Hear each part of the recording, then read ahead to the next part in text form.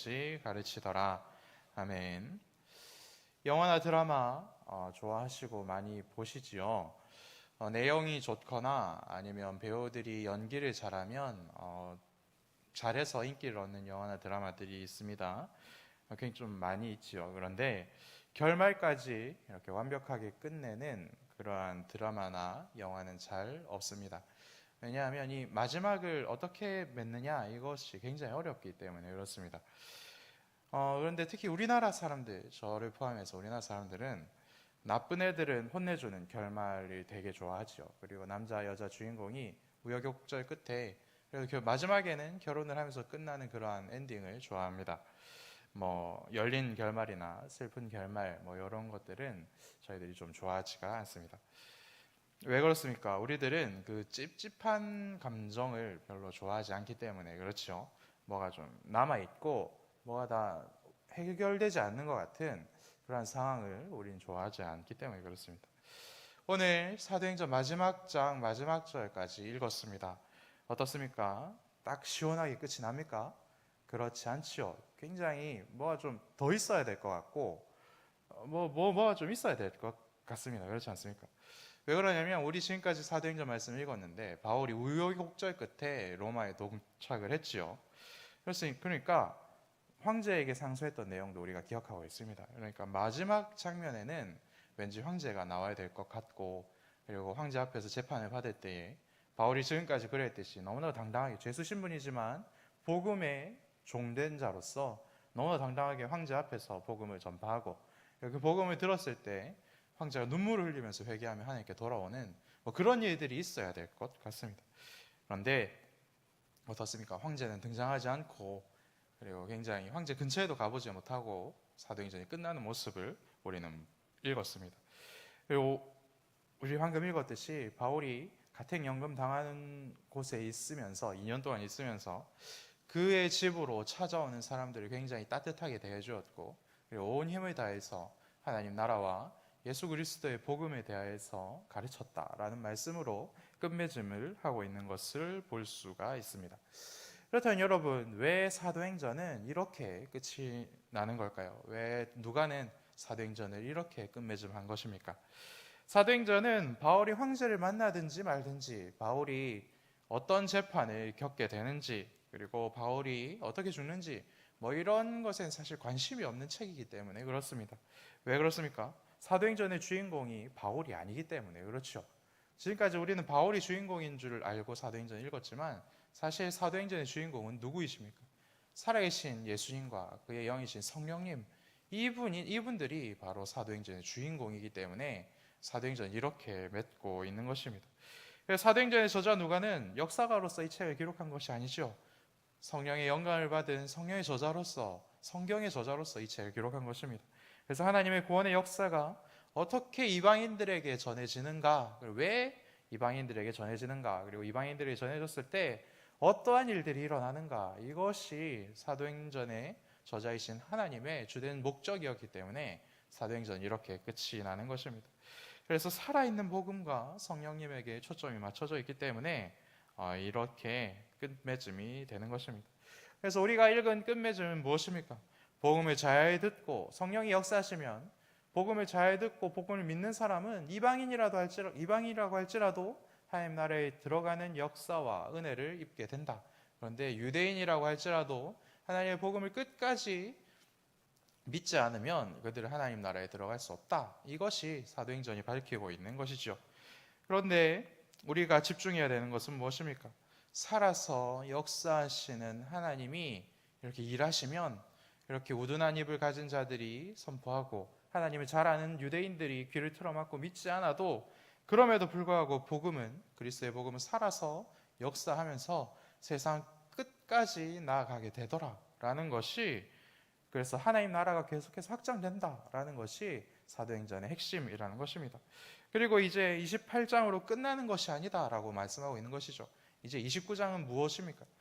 예수 그리스도의 복음이 세상 끝까지 전파되어 예수 그리스도의 복음을 믿은 너희들이 이제 사도행전 29장에 저자가 되어서 복음을 전하는 자가 되어야 되고 너희들 또한 복음을 믿고 말씀을 전했을 때 하나님의 나라로 어떤 사람들이 돌아오는지를 너희들의 삶으로 기록하여라 라는 것이 사도행전의 핵심이라는 것입니다. 그래서 우리들은 사도행전 29장을 기록해야 하는 그런 사명을 받은 사람들이다라고 오늘 본문 우리들에게 알려주고 있는 것이죠. 그래서 하나님께 복음 전도의 사명을 받은 우리들에게 필요한 것이 무엇인지를 오늘 본문은 우리들이 다시 한번 알려주고 있습니다. 그래서 그것이 무엇인지를 같이 나누고 기도하는 시간 되기를 바랍니다. 먼저 하나님께 복음 전도를 받은 사명자들은 하나님의 말씀으로 우리들의 복음의 기본을 잘 다져 놓아야 된다라고 하나님께서 말씀하고 있습니다. 23절을 보면 바울은 날짜를 정하여서 유대인 지도자들이 자신의 집에 초청하였다라고 말씀하고 있습니다. 그리고 하루 종일 하나님 나라에 대하여서 강론하였고, 그리고 하루 종일 구약의 모세 율법과 그리고 구약의 선지자들의 말씀을 근거로 하여 살아계신 주 예수 그리스도를 전하였다라고 오늘 말씀하고 있습니다. 예수님을 소개할 때 모세 율법과 그리고 이사야를 포함한 선지자들의 말씀을 가지고 예수님을 증거하였다라고 말씀하고 있는 것이죠. 전도할 때 우리가 여러 가지 훈련을 받는데 그 핵심은 우리가 가진 성경 말씀을 바탕으로 예수님을 소개해야 하는 것이다 라는 것이죠. 우리가 잘 알고 있는 사형리나 그리고 CCC에서 만든 더 그리고 더 많은 전도의 방법들이 있는데 핵심이 무엇입니까? 성경 말씀대로 예수 그리스도를 전해야 한다라는 것입니다.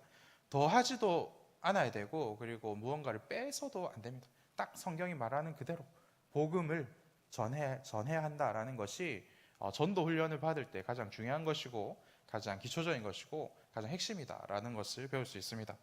전도할 때 내가 만난 예수님을 소개하는 것은 굉장히 중요하지요. 내가 믿고 나를 만나주신 하나님을 소개하는 것 굉장히 중요합니다. 그런데 나만 알고 있는 예수님, 그리고 우리 가정만 알고 있는 예수님, 그리고 우리 교회만 알고 있는 예수님을 전하는 것은 굉장히 위험한 상황을 맞이할 수 있다라는 것이 오늘 본문이 이야기하는 바라는 것입니다. 우리만 알고 있는 하나님이 아니라 온 세상 사람들이 다 알 수 있도록 이 성경에 기록되어 있는 복음을 전하는 것이 가장 중요하다라고 오늘 말씀하고 있습니다. 그렇기 때문에 바울도 자신이 만난 예수님, 다메섹 도상에서 자신의 눈을 멀게 하시고 그리고 눈을 띄워주시고 말씀하신 예수님을 전하였다라고 오늘 본문이 기록하고 있지 않는 것이죠. 오히려 모세 율법과 그리고 선지자들의 말씀을 가지고 그 말씀들이 이야기하는 것이 바로 살아계신 예수님입니다라고 소개하는 것을 우리가 오늘 말씀을 통해서 확인할 수가 있는 것입니다. 바울이 이렇게 예수님에 대해서 구약 말씀을 가지고 소개할 수 있는 이유는 무엇입니까?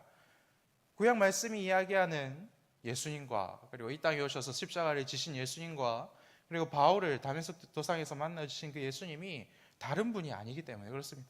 모두 같은 분이시기 때문에 바울은 이렇게 설명할 수 있는 것이고, 이렇게 바울이 말씀을 가지고 예수님에 대해서 설명할 때 구약 말씀을 알고 있는 사람들은 이분이 그때 오셔서 죽으신 예수님이구나 라는 것을 알 수가 있는 것입니다. 그래서 다른 분이 아니기 때문에 우리는 여전히 오늘 살아낸 우리들도 이 말씀을 가지고 예수님을 전할 수가 있는 것입니다. 예수님을 전하고 복음을 증거할 때 나의 삶과 나의 경험 그리고 나의 체험이 주된 것이 되면 우리는 온 세상을 다스리는 하나님을 전하는 것이 아니라 내가 믿고 있는, 나만 알고 있는 나만의 하나님을 전하게 될 수가 있습니다. 이것이 신대원 다닐 때 신론 배울 때 첫 번째 시간에 교수님께서 저희들에게 가르쳐 주셨던 굉장히 중요한 메시지였습니다. 너희들이 알고 있고 너희들이 전하는 하나님은 어쩌면 성경이 이야기하는 하나님이 아닐 수 있다. 또 다른 우상일 수 있다. 너희들은 그것을 잘 알아야 된다라고 교수님께서 가르쳐 주신 적이 있습니다. 이것을 바울도 알고 있었고 그렇기 때문에 성경 말씀에 근거한 하나님을 전하고 있는 것이죠. 사도행전 주인공이 바울이 아니라 복음이신 예수님이듯이 복음 전도자는 언제나 말씀을 든든히 기초로 쌓아 올려서 복음만 전할 수 있어야 하는 것입니다. 쉬운 일이 아니죠. 그렇기 때문에 훈련이 필요합니다. 이 훈련을 가장 잘할 수 있는 곳이 있습니다. 우리 교회 자랑 화요전도팀 그리고 토요전도팀이 있습니다. 비가 오나 눈이 오나 상관없이 쉬지 않고 정해진 시간에 나가서 예수 그리스도의 복음만 전하고 돌아오십니다. 전도팀으로 그리고 개인적으로 복음을 전하는 훈련을 쉬지 않아서 이 세상의 주인공이신 예수님만 전할 수 있는 그런 복된 삶을 살아내시는 저와 여러분들 되시기를 간절히 축복합니다. 그리고 전도자들에게 필요한 것이 또 있다라고 말씀하시죠. 그것은 무엇입니까? 복음을 전하는 것까지가 우리들의 일이기 때문에 복음을 전한 뒤에 그 사람들의 반응으로 너희들이 실망하지 않아도 된다라는 것이 두 번째입니다. 바울이 하루 종일 최선을 다해서 말씀을 근거로 열심히 복음을 전했습니다. 결과는 어떠합니까? 그러면 어떠한 일이 일어나야 되겠습니까? 그곳에 있는 사람들이 다 회심을 하고 하나님께로 돌아온 역사가 있어야 될 것 같지요. 그런데 결론을 보면, 현실을 보면, 24절을 보면 어떤 사람들은 믿었고 어떤 사람들은 완강히 복음을 부인하였다. 그래서 그 사람들끼리 의견이 갈려서 싸웠다라고 말씀하고 있습니다. 이렇게 의견이 갈리는 모습을 보고 바울은 이사야 6장 9절과 10절 말씀으로 이 사태를 진단합니다. 너희들이 복음을 들어도 깨닫지 못하고 보아도 알지 못한다. 그 이유는 너희들의 마음이 우둔해져서 귀도 눈도 둔해졌기 때문이다 라고 말씀하고 있는 것이죠. 이런 모습은 바울만 처음 겪는 모습은 아닙니다. 하나님 나라를 전파하였고 그리고 복음이셨던 예수님이 복음을 전했을 때도 같은 일이 있었죠. 예수님은 씨 뿌리를 비유를 통해서 복음이 선포될 때 네 가지 마음밭이 있다라고 가르쳐 주셨습니다. 마음밭에 따라서 잘 듣고 잘 믿는 사람도 있고, 잘 듣지만 믿지 않는 사람도 있고, 잘 듣지 않아서 못 믿는 사람도 있고, 처음부터 적대적이라서 믿을 수 없는 사람이 있다라고 말씀하지 않습니까? 우리가 전도하는데 힘든 이유는 무엇입니까? 우리는 좀 부족하게 이야기하고 개떡같이 이야기해도 좀 찰떡같이 알아먹고 교회를 좀 쉽게 순순히 와주면 좋겠다라는 그런 날강도 같은 생각들이 있기 때문에 그렇죠. 큰 어려움 없이, 그리고 큰 창피 없이, 그리고 큰 실패감 없이 눈빛만 통해도 이렇게 전도가 잘 되면 좋겠다. 그래서 나도 교회에서 좀 전도 잘하는 사람으로 좀 인정 좀 받고, 그리고 너도 교회에 와서 하나님 믿고 구원받으면 너도 좋고 나도 좋은데 왜 이 좋은 것을 안 하냐, 이런 마음들이 우리들의 있지요. 그런데 여러분, 전도가 참 쉽지 않습니다. 해도 바로 눈으로 보이는 결과물이 잘 있지 않고 오히려 거절당하고 그리고 외면당하기 십상입니다. 그래서 잘 안 되죠. 잘 안 되니까 잘 안 하게 되고, 잘 안 하니까 더 못하게 됩니다. 이것이 우리를 넘어뜨리려는 사탄의 계략이 있죠. 그런데 우리가 기억해야 할 것은 무엇입니까? 전도는 그렇게 쉽게 되는 것이 아닙니다. 왜냐하면 하나님께서 그렇게 만들어 놓으셨고 예수님께서도 그러한 어려움을 겪으면서 전도를 하셨기 때문에 그렇습니다.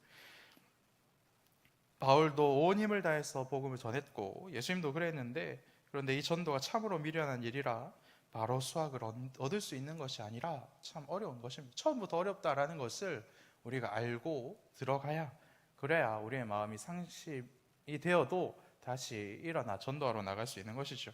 전도는 복음의 씨를 잘 준비해서, 말씀으로 우리의 복음의 씨를 잘 준비해서 씨를 땅에 뿌리는 것까지가 전도입니다. 그 밭이 좋으니까 많이 뿌리고 나쁘니까 덜 뿌리고 이것이 아닙니다. 좋든지 나쁘든지 상관없이 우리는 뿌리기만 하면 되는 것입니다. 그 뒤는 누가 담당해 주시는 것입니까? 성령께서 일하시고 성령께서 뿌리 내리게 하시고 성령께서 열매 맺게 하시는 겁니다. 그 뒤의 일들은 우리 하나님께 맡겨드리고 담대하게 다시 우리는 전도하러 씨를 뿌리러 나가면 되는 것입니다. 그렇기 때문에 하나님은 일부러 전도를 미련한 것으로 만드신 것이죠. 내 입으로 혼신을 다해서 하여도 눈에 띄게 결과물이 나오지 않도록 하나님께서는 설계하시고 디자인하셨습니다. 왜 그렇습니까? 우리가 교만해지지 않도록 하나님께서 이렇게 만드신 것입니다. 하나님을 의지하라고 하나님께서 이렇게 만드신 것이죠. 내가 입만 열면 전도가 된다 하면 그 사람은 어떻게 되겠습니까? 바로 교만해지는 것이겠죠. 그리고 조금만 지나면 하나님은 있고 자기가 알고 있는 하나님, 그리고 자기가 하나님이 될 가능성이 굉장히 높습니다. 그렇기 때문에 하나님께서는 그런 것을 원치 않으시기 때문에 전도를 이렇게 만들어 놓으신 것입니다. 그리고 전도는 내 입으로 해야만 하는 것이지만 하나님이 역사하심으로 완성이 된다라는 것을 하나님께서 우리들에게 알려주고 싶으시기 때문에 이렇게 만들어 놓으신 것이죠. 그래서 하나님은 똑똑한 사람들, 말 잘하는 사람들, 그리고 체력이 좋은 사람들, 이런 사람들만을 통해서 복음이 전파되는 것이 아니라 좀 모자라고 부족하여도 끝까지 이 전도에 미련한 일에 순종하는 자들과 함께 이 전도의 아름다운 일들을 행하시는 분이시다라는 것을 우리들에게 알려주고 있는 것입니다. 사랑하는 여러분, 하나님 오늘도 저와 여러분들을 부르시고 여러분들의 입으로 그리고 저의 입으로 하나님의 복음이 전파되기를 가장 원하십니다. 그래서 언제나 우리를 찾아오는 사람들을 따뜻하게 맞이할 줄 아는 사랑을 주시고 넉넉한 마음의 여유도 주시고, 그리고 우리가 복음을 전할 때 성령께서 역사하심으로 그 복음이 싹 틔워지는 그런 일들을 하나님께서 오늘도 우리와 같이 하시는 것이죠. 우리의 상황과 우리의 처지를 하나님께서 모두 다 알고 있습니다. 하지만 그런 상황과 처지에도 불구하고 하나님께서 맡겨주신 일들 우리가 잘 감당할 때, 우리가 하나님의 일을 먼저 구하고 하나님의 나라를 먼저 구할 때 하나님께서 우리들에게 필요한 모든 것을 다 풍족하게 채워주시는 분이시다라는 것을 여러분들 하나님께서 맡겨주신 사명을 잘 감당하실 때 경험할 수가 있게 되는 것입니다. 그러한 복된 삶을, 하나님께서 주신 사명으로 가득 채우는 복된 삶을 살아내시는 저와 여러분들 되시기를 간절히 축복합니다. 함께 기도하겠습니다. 하늘에 계신 우리 아버지, 아버지의 이름을 거룩하게 하시며 아버지의 나라가 오게 하시며 아버지의 뜻이 하늘에서와 같이 땅에서도 이루어지게 하소서. 오늘 우리에게 일용할 양식을 주시고 우리가 우리에게 잘못한 사람을 용서하여 준 것 같이 우리 죄를 용서하여 주시고 우리를 시험에 빠지지 않게 하시고 악에서 구하소서. 나라와 권능과 영광이 영원히 아버지의 것입니다. 아멘.